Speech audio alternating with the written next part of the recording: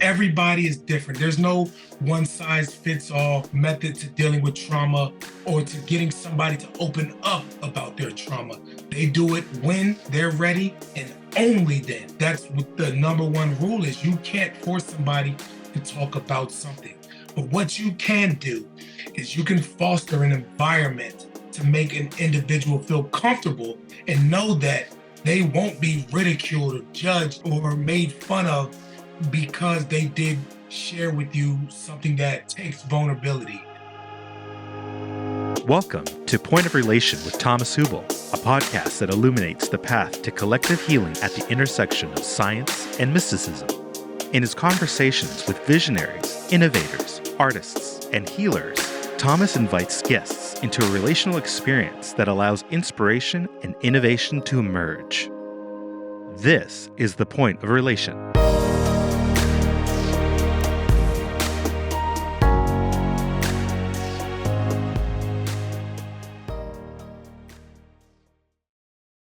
Welcome to the Point of Relation. My name is Thomas Hübl. This is my podcast, and I'm very excited to be sitting here with Harry Dunn and Bob Delaney. So, first of all, welcome, warm welcome, both of you. Thank you. Thank you. Glad to be here with you. Let's start, Bob. We had already a series of conversations, and then in the last conversation, you said, "Oh, you need to talk to Harry," and so I said, yes. And maybe you'll introduce like the conversation a little bit. Why did it come up for you? How did you two meet? And then we go a little bit deeper. Yeah, Thomas, you and I have spoken about my background in law enforcement, the trauma that I experienced. And I make it a practice that when things happen around the world, that I try to reach out to those who are going through trauma. And obviously, Harry, Capitol Police Officer on January 6th, that is so well known. I reached out to him. I sent him some of my books. And about a month or two later, after I had sent the books, I'm driving in my car and I get a call from an unknown number, and it's Harry. And I said to him, I've been around Michael Jordan and I've been around like Magic Johnson and all those guys during the course of my NBA career, but I was like so excited to be speaking with Harry, because he's the most genuine human being that I have been around. And as a fellow law enforcement officer, to share his experiences from that day, to help us all understand more about trauma and more about the world that we're all a part of. We just connected. And then I invited Harry to spend some time with me at TAPS. And he spoke to the families of the Gold Star soldiers who had passed, as well as those who care for them. And his story and his way of telling his story is so compelling. And it's so relatable to what we all experience. It may not be the same kind of experience, but there are a lot of similarities to going through trauma. And that's why I thought that it was just such a great meet for you two guys to get together and have this conversation. Yeah, thank you. Thank you for connecting us. Harry, maybe you want to... No, Bob, thank you. That's too kind. I don't consider myself to be this person that commands starstruckiness. I'm just a regular guy, man, and I just want to talk to people. And people could talk about my trauma and everything like that. It's no more or no less than somebody else's trauma, no matter what that event is, because we all handle things differently. What affects me, you know what? I'll put it like this to make it a little more understandable. I have coworkers who were there on January 6th that are completely fine, that went through some of worse stuff that I went through, and they're okay, or they appear to be okay. They tell me they're okay. So it's not good to compare trauma at all. I think that the minute you start comparing it, it diminishes, your trauma or somebody else's. We're not here to do that. We all need to be there for each other. And the main thing, I guess, the takeaway is that it's okay to not be okay, and we all need to, acknowledge that. Yeah, that's very true. Maybe Harry, you wanna tell us a little bit when you said your coworkers feel fine and you felt more affected by trauma. Maybe as a as in your job as a law enforcement officer, what was your experience? And I'm also curious, how did it feel to start speaking about it? Because in my conversations with Bob, we had a very open dialogue. Bob is very authentically open with it. I know you are too, Yeah. but not everybody dares to speak up. Many people see their trauma as a weakness, as a limitation, as a shortcoming. So maybe you can speak a little bit about both. How did it affect you, and how come you were open to speak about it, not hide it, not try to suppress it? So yeah. I wrote a book. It came out on October 24th. It's called Standing My Ground. And it talks about, everything that happened on January 6th and then my fight for accountability afterwards. And it talks about the trauma that I went through and the emotional toll that everything has had on me and this emotional roller coaster that I've been on. And in the book, I talk about why I was comfortable telling people that I was going to therapy and where that came from. And I think in the book I talk about it started as a young age. Like I was in counseling and therapy as an eighth grader, as a seventh grader, So I started as a young age. So my family like normalized it for me. So I thought it was normal for people to go to counselors and talk about their problems and things when they're not okay. So, however, I know that that's not the norm, so to speak. That's not the norm. But for me, it was. So that's why I don't think I had a problem speaking out about it. Also, I like to joke about it, but people get teased about going to therapy. You're not strong. You're weak. You're crying. You're such a weak person. And Bob will tell you my stature. I'm a 6'7", 350-pound man, and I think I use that to my advantage. And if you want to see weak, you make fun of me again then while I'm crying. What happens? So, I say that joking. I say that jokingly, but maybe my stature. I don't feel the need to. I guess I'm not insecure, I guess, which a lot of people do. And I don't say that in a bad way when I say that somebody may be insecure. If somebody's insecure, I blame the world, not the person, because the world is a very cruel place and people should be able to comfortably express their feelings and how they're feeling any and everywhere, without the fear of being teased or belittled or ridiculed just because they're experiencing something bad right now. First of all, I absolutely agree. And it's beautiful what you're saying. And I think it's a great message. And I know your book does that, or your books do that. And but I think that message needs to go out further and further to reach more and more people that see, oh, it's not a shortcoming, it's actually something precious that I can work through and grow. When you have been affected, do you want to speak a little bit how that showed up for you, and also what changed through your therapy? Like, how did you experience the healing process? So I may surprise you a little bit with this when we talk about the healing process. My journey is a little bit different. I used my anger, my hurt, my trauma to fuel me into action, which is where I am now. And speaking out and fighting for righting a wrong that happened. And this may come to us as a surprise to you, but we came to this conclusion in one of my therapy sessions not too long ago that I am scared to heal.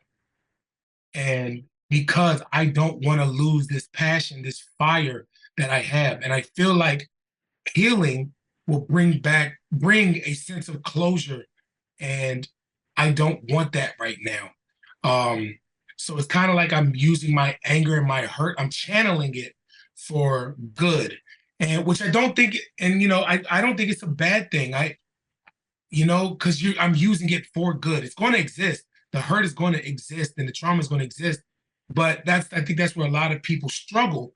They just have it and they let those feelings just sit with them. And it's not, there's no good that can come of it. But when you channel that anger towards good, towards action, that's kind of like turning um lemons into lemonade. Mhm.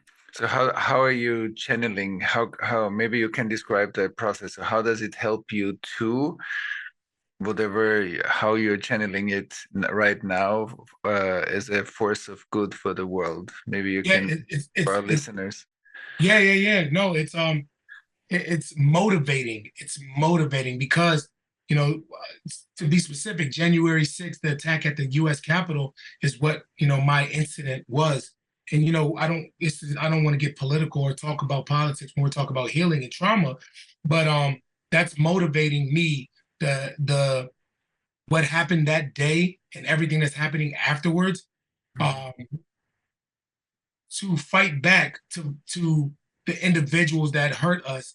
Not necessarily like physically fight back, no, but to fight back like running for office or speaking on the news or writing my book, putting my truth out there and speaking truth to power is what I like to say. So I think it's very important that individuals hone in on their traumas and embrace them. Don't run away from them.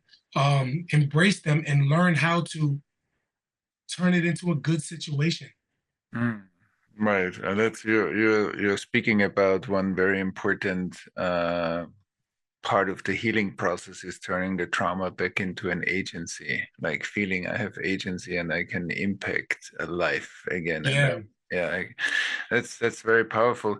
Bob, anything that comes up for you as you listen to? Yeah, there's so much that when Harry speaks, it's such a story and a willingness to be honest, gut honest about what he experienced. That is, he uses the word motivating. It's what he's also doing is motivating, inspiring others, and allowing people to tell their story because he's being so honest. He's giving permission to have this conversation. So that's what I find so powerful in him sharing his thoughts. But also, Harry speaks about his size, and when you are in Harry's presence, he is a big man. He is 6'7", 300 some pounds. He's an intimidating figure. And what I think comes as also is what I've heard from soldiers. I've heard soldiers say that if people see them and they see the wounds of Iraq or Afghanistan wars, which are the IEDs, it's visible. And so the visible wounds, people feel for them, and they also feel they could have invisible wounds. But that full-bodied, strong soldier who comes home, he or she is looked upon as being fine on the inside because they're fine on the outside. And when you see Harry and his willingness to be vulnerable, it's inspiring to others. And that's where I think that this story has so many layers to it. But to me, that strikes me when he speaks. No, I just think that when he said the invisible wounds part, that is so major. And I'll be specific of my specific. Um, I was fortunate, and I use that word loosely, um, to not suffer the physical injuries on the day of January 6th that a lot of my coworkers did. I got, a couple, a little bit of pepper spray or, maybe a scuffed up knuckle or something. But I had officers, that had broken limbs and separated shoulders and, you know, uh, yeah, it was a lot worse for some of them than it was me. And everybody was like I said, but I saw that. Like I saw that happening to my coworkers, and that vivid image is something that I can't lose. I can't get out of my mind.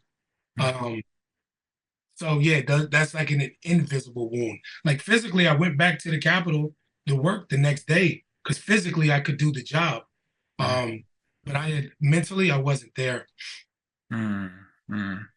And so maybe you can describe a little bit because it's interesting how maybe other law enforcement officers or in general law enforcement officers and on a broader spectrum, not just related to January 6th, like how is the approach or how is the way trauma is usually being dealt with, and maybe you both are an example to maybe bring about change, which I think you're doing actively also. So how is the regular way, and maybe what's the development that you see is possible or is maybe happening already? Yeah, I'll speak specifically to what I know, and I'm sure Bob will have a different perspective. But police officers, what are we? Police officers are public servants, and they are there to help the people. So their job is to not be out there getting help. They're the helpers.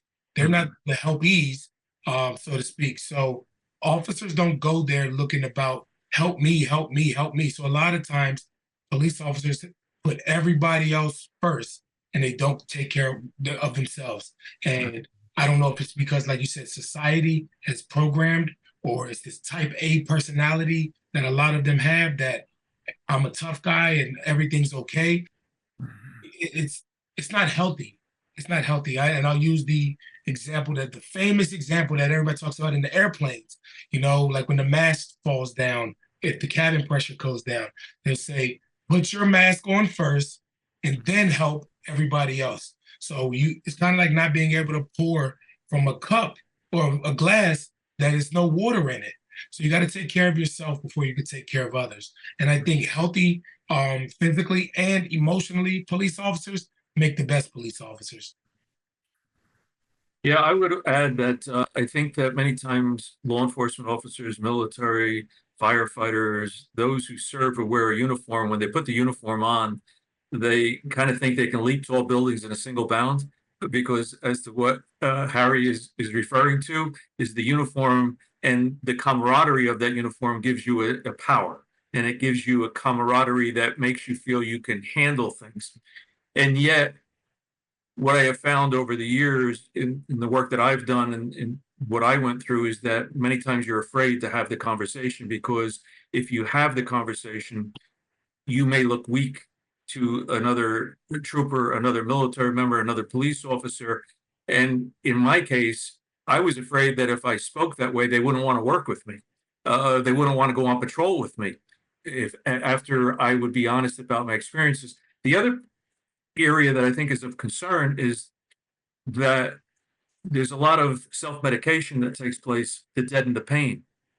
And so drinking more than you should. In some cases, knowing about police officers who have used drugs to get them through those kinds of situations. And those are areas that we have to be aware of, what and how this can impact an individual, and then the family members as well, and their friends. And so it's not just the individual that's going through this. There's such a impact in that wave that goes out. I like to use, we all use so many different analogies. I like to use an earthquake. There's the epicenter of an earthquake, and then there's tremors that go out for hours, days, weeks later. And that's the same thing with traumatic events. Harry was in the center of that epicenter. He was in that trauma. But those around Harry, family and friends, they're concerned, they're worried. All those kinds of things are impacting all of us. And so this has to be holistic. It can't just be about the individual. It has to be about all that are taking place. And then awareness to the physiology of this as well. All too often, we just speak about the emotional, psychological. There's a physiology. I after doing my undercover work that I did for that long period of time, I was really good at doing that kind of work. But when I would leave the mob guys and get away from the mafia, 2 miles down the road, I have to pull over and throw my guts up, or find the first gas station I could find because I had diarrhea. But yet, to be able to say what I just said very freely to you guys, it took me years upon years to get there. So what did both of you find the most helpful coming from your environment towards you, that you felt was a real support?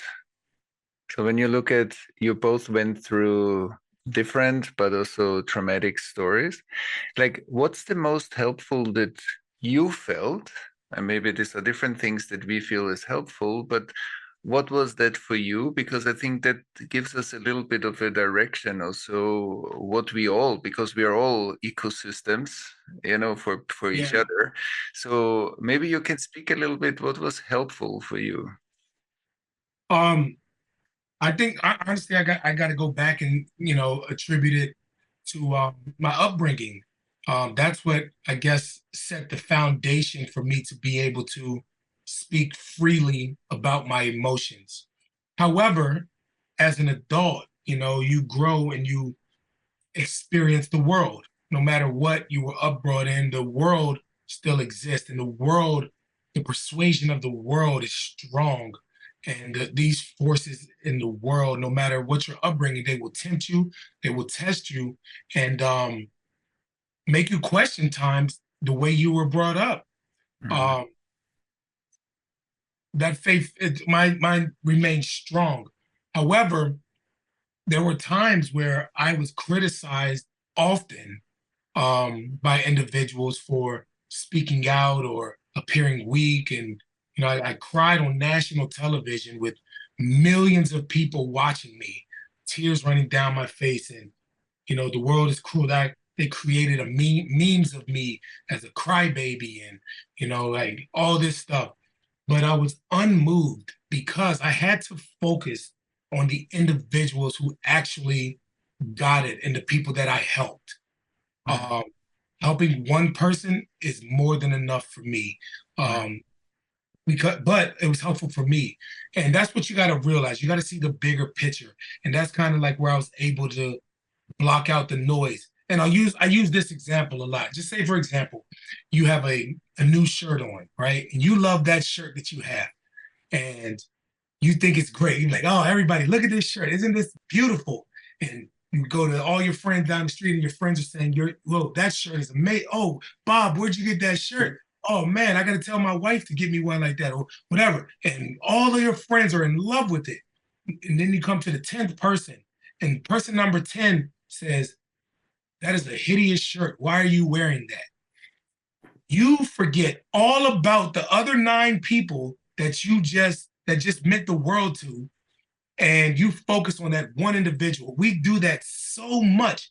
And that's what I had to focus on. I had to focus on the people that actually mattered, the person that I was helping, and not the people who weren't interested at all in doing anything except for antagonizing and just making fun of people. So you got to focus on the individuals that matter, that want, because there's a lot more people out there that can use you than the ones that want to make fun of you. Mm.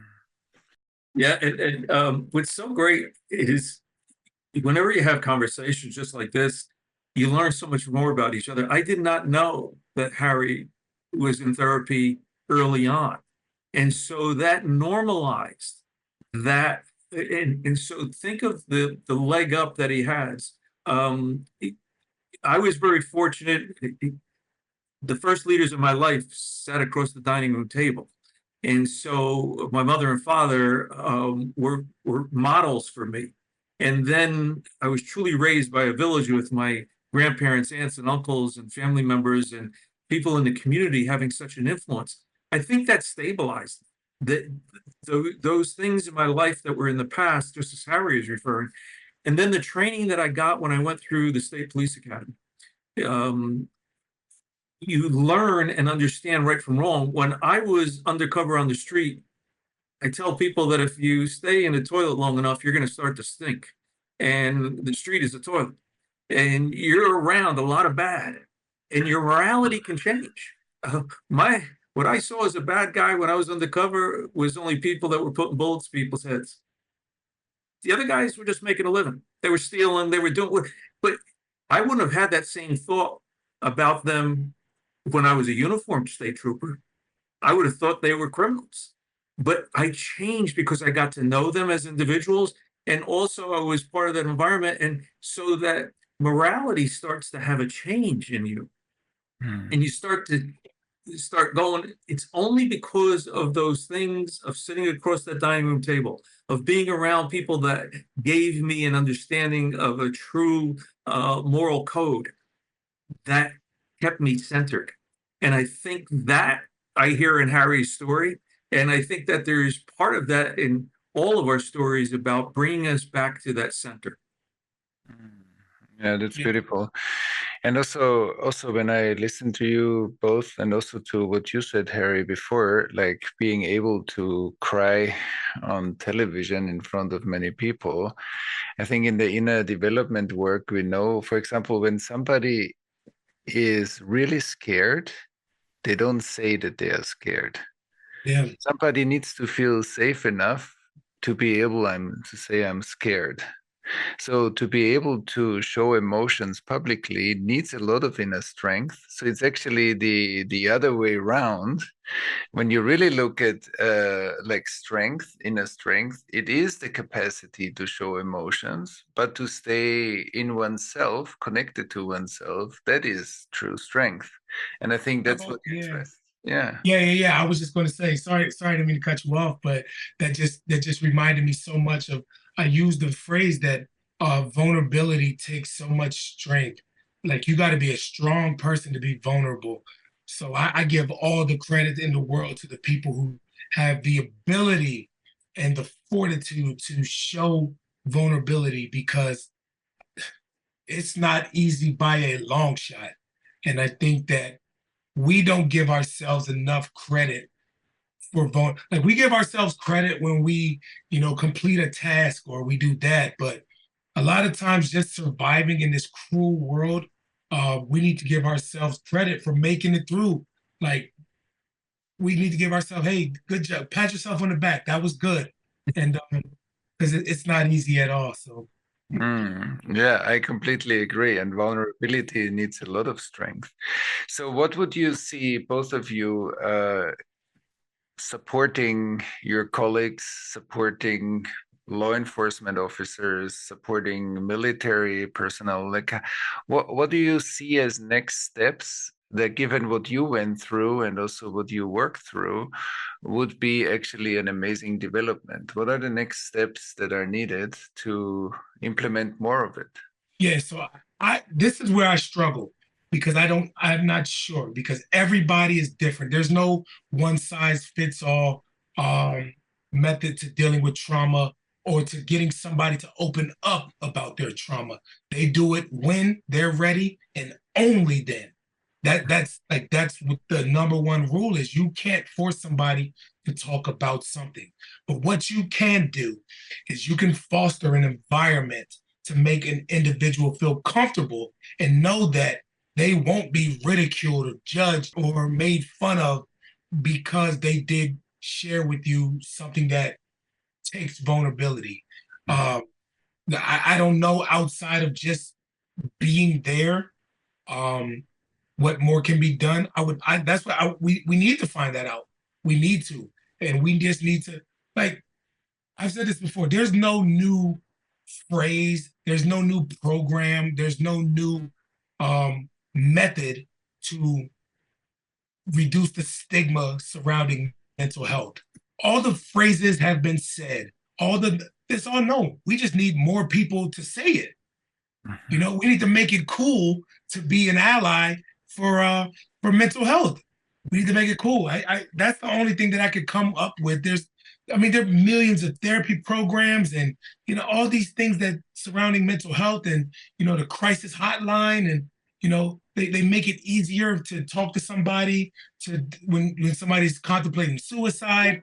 There's all these different things that people have done, but we just need to make it normal or more accepted where somebody doesn't feel like I'm not strong, I can't talk to anybody. Yeah, I agree 100%. And Thomas, the work that you do is keeping it in the forefront.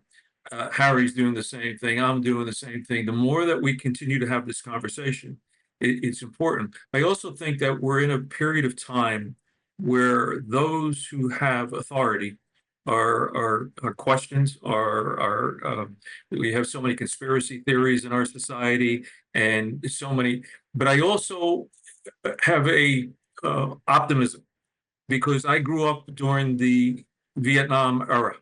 And that was the war that I could potentially have become part of. Friends of mine went, they came home, some did not come home, some came home different. But if we recall, and you know the history, our military troops were vilified during that period of time. And yet today we honor, thank, and support them. And so there was a transfer of how we were handling things. And I think that will take place. What we have to do is model proper authority behavior as law enforcement officers. We cannot be bullies with a badge. We cannot take and think that because we wear a uniform or have a badge that we get to be disrespectful.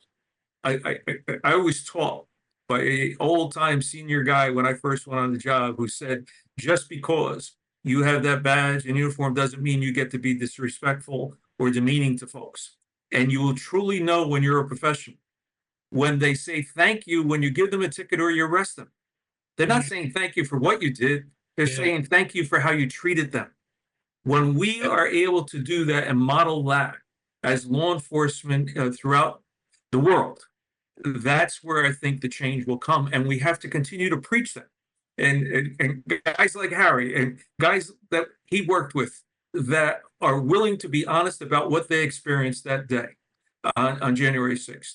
And no different than a police officer who experiences something that is not in the public eye, but is still having that same level of fear and concern of what's going on. And how do we process that so it doesn't turn into anger of hurting others, but doing what Harry does and turning it into taking his anger into motivation for the good of our society.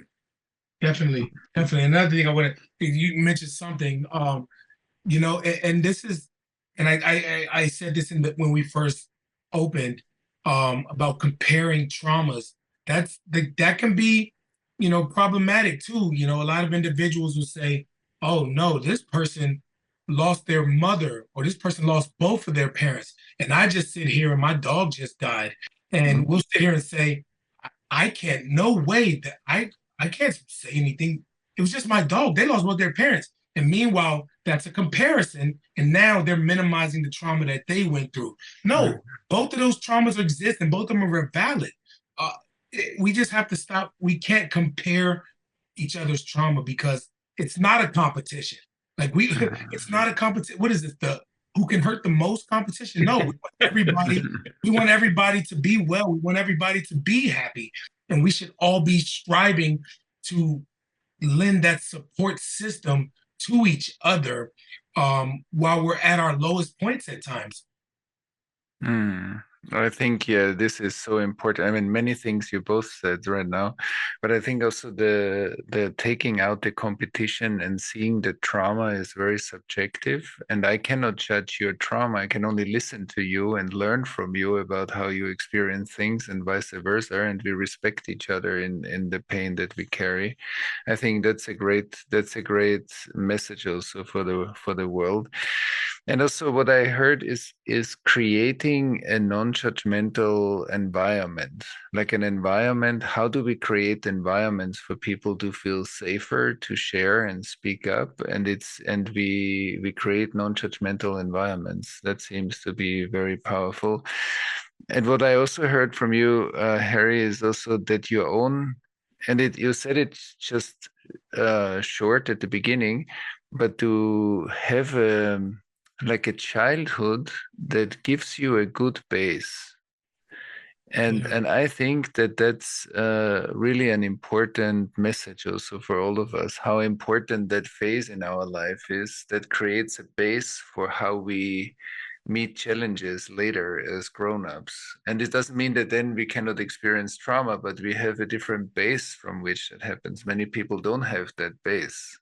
So, but yeah, even though people don't have that base, it's still attainable, you know, because, you know, like there's just like individuals that say, oh, you came from a 2-parent home, you're good. But there are people that come from 2-parent households that aren't good. And there are people that come from single-parent households that turn out to be the most amazing people you've ever met. So you can't judge that, but it helps. Like for me, with the foundation of, you know, experiencing therapy and counseling as a child, that helped me. And like I said, but that's the thing. We try to cookie cut, try to be very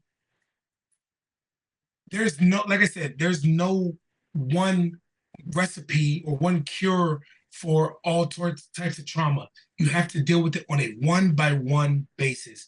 And that's what helped me. And maybe it'll help somebody else. But we have got to stop trying to fit everything in a one size fits all thing. That's a bad recipe for disaster, not only because it doesn't work, because an individual who is subjected to that might feel that they are inadequate because they didn't heal, because they were supposed to heal, because somebody else told them this worked for me.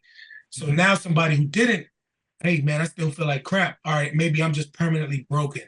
They may have that feeling because it didn't work for them. No, you're valid, you matter, you're worthy, but we need to find out how we treat you specifically. That's very beautiful. Yeah, Dr. Richard Malika, who's the director of the Harvard Global Mental Health Trauma Recovery. I was a student of his. He's a mentor, he's a friend. And he has a very simple statement. He says, trauma is inescapable in life. And it's such a true statement. We're all susceptible to trauma. Those who serve are in the higher risk group because of the work they do. Law enforcement, military, firefighters, healthcare workers. Trauma comes in the front door of the hospital to them. And so knowing that that is a true statement, each one of us is susceptible to trauma. And so our willingness to be able to have these conversations is what I think is, you both have heard me use this. I'll use it one more time. But if I had a large balloon, how do I get the air out of the balloon? I take a pin and pop it. I get the air out, but I don't have the balloon anymore. If I let it go, it goes all over the room, goes out the back door. We don't know what happened to the balloon, but if we're patient and willing to listen to sounds that we don't want to hear, and it may hurt our ears to hear that screeching noise as we let a little air out of the tire, and eventually we get all the air out. We have a full balloon we can use again one day. That's us with trauma. We need to allow it to come out. And having folks to talk with and share that with. Harry and I have done that over the phone. We've done it in person. It's therapeutic each time we speak with each other, and we may be doing it over breaking bread. Yeah. Yep. Definitely. Just having that an individual. That's why that safe space matters so much, because you can go around somebody, and even if they know or don't know everything that you've been through, it doesn't matter, because you're safe in that moment, in that space. And whatever's going on in the world in your particular life doesn't matter at that moment. Yes, beautiful. So before we finish our conversation, if you look at the collective dimension, like trauma exists in individuals, but also our societies are traumatized on a larger basis, and that creates a lot of polarization, a lot of follow-up pain. So what do you think, both of you, is helpful, or how can we approach the collective situation? It's now speaking about the US first of all. So what are your viewpoints on what's helpful here? I'm gonna defer to Bob, and I'll chime in after Bob gives in. Yeah, I think being open and honest with each other, but also having an understanding that the more you go around this world, we are more alike than we are different. And if we keep pushing people into boxes and say, well, that's that group and that's that group, then what we're going to do, Father Alex Reed, I'm a dual citizen. I have citizenship in Ireland. Father Alex Reed was at the Clonard Monastery up on the Peace Wall in Northern Ireland. He had a simple statement. He said, we're told to love our neighbor, but how can you love your neighbor if you don't know your neighbor? And so he took time to go into the Protestant sections and spend time with people. And when you start spending time, you find that we are more alike than not.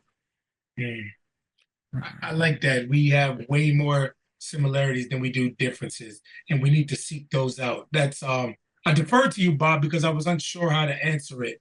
But wow, that I think that sums it up perfectly. We have way more in common than we do differences, and we need to start embracing those commonalities and not the small minor differences with each other. Very well put, Bob. So, is there anything that we didn't speak about that you think, given your experience, is meaningful, is important, is helpful to us, or can keep us contemplating and deepening? And given your life experience, maybe there are things that I didn't ask that you think are important or important to you. No, so one of the things, so as a police officer, I was a hostage crisis negotiator and a crisis intervention officer also. And one of the things that I learned in crisis negotiation intervention school is that I've always believed treat others how you want to be treated. But I came to find out in that's not true.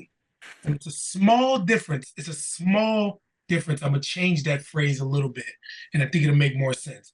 You treat people the way they want to be treated. And because to treat people out, what about you? I may not want what Bob wants. So Bob may want this. I don't want that. And you know what that will require? Talking to people and finding out what they like. And I think once we identify these similarities that we have with each other and we see each other as human beings and our partners on this earth, like we're in this fight, this called life together. We're all in this together. We're not against each other. We're all trying to survive. And once that will require us to tap into each other and start finding similarities and not differences. So that's what I'm gonna leave my portion with. Beautiful. Well said, Harry. And again, here's another similarity. So while my undercover work in that long-term undercover job I did is what I'm more known for in law enforcement, the last 3 years I was in charge of the hostage negotiation team for the state of New Jersey. Yeah. And so, as Harry said, that training helps you so much of understanding how to interact with folks when they are in crisis and being empathetic and being understanding rather than being authoritative in conversations allows for this give and take between two human beings to take place. And